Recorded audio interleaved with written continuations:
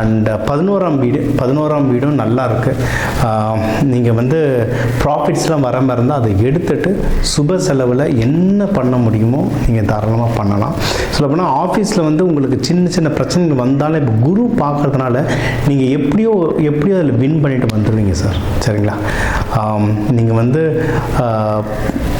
ஒரு பிரச்சனை வருது, அதுக்கு முன்னாடியே அதுக்கு எப்படி ரெடி ஆகுங்க. இப்போ தனுஷ ராசிக்கெலாம் எப்படின்னா நீங்கள் அக்னி சம்மந்தமாக என்ன வேணால் செய்யலாம். இப்போ ஆஃபீஸில் யாரோ ஃப்ரெண்ட்ஸ் இருக்காங்க, யாரோ ஒருத்தரால் பிரச்சனை, அவங்களுக்கு ஒரு டீ வாங்கி கொடுங்க. சரியா? இதெல்லாம் ஒரு ப்ராக்டிக்கல் பரிகாரம், ட்ரை பண்ணி பாருங்கள். சரிங்களா? ஒரு டீ மிக்சரோடு வாங்கித்தாங்க, சூப்பராக ஒர்க் ஆகும். அண்ட் உங்களுடைய 12ஆம் வீடு அதையும் குரு பார்க்கறதுனால உங்களுக்கு சுப விரயம் நிறைய வர வாய்ப்பு இருக்குது.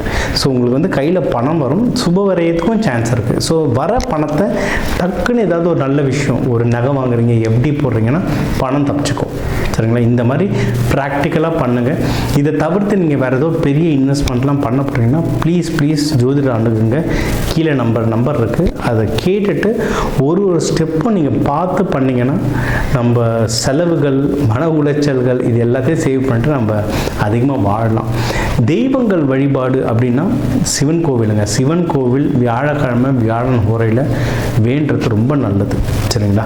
அண்ட் நீங்கள் பெருமாள் வணங்குறவங்களாக இருந்தால் நீங்கள் வந்து சத்யநாராயண பகவானை வணங்கலாம், லக்ஷ்மி நரசிம்மரை வணங்கலாம். இதுவும் வணங்குறது சூப்பர்.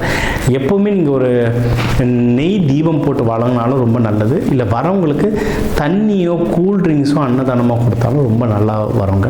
இன்னும் உங்கள் ஜாதகத்துக்கு குறிப்பிட்ட சில பிரச்சனைகள் இருக்குது சார், எனக்கு இதுக்கு தீர்வு வேணும்னு நினச்சிங்கன்னா எனக்கு கீழே இருக்க நம்பருக்கு கால் பண்ணுங்கள், தாராளமாக சொல்லலாம். ஸோ இந்த 2025 நம்மளுக்கு நிறைய படிப்பினை தந்தது.